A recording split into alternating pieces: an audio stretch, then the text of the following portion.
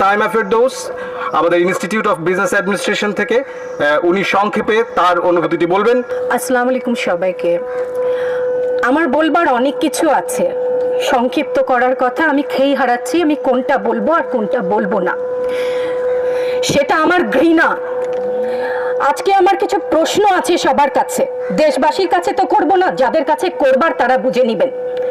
আমি ইতিহাসের শিক্ষক না, কিন্তু ইতিহাস জেনে বড় হয়েছি।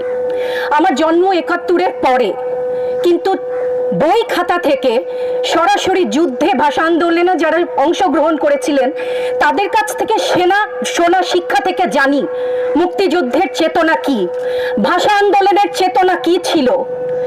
মুখের ভাষা বাংলা বলতে পারি, সেই জন্য বোধহয় ভাষা আন্দোলনের শহীদরা শহীদ হননি। আমার কথা আমি বলতে পারবো না, আপনি তুলে নিয়ে যাবেন। প্রতিবাদ করতে পারবো না, ভিন্ন মত প্রকাশ করতে পারবো না, আপনি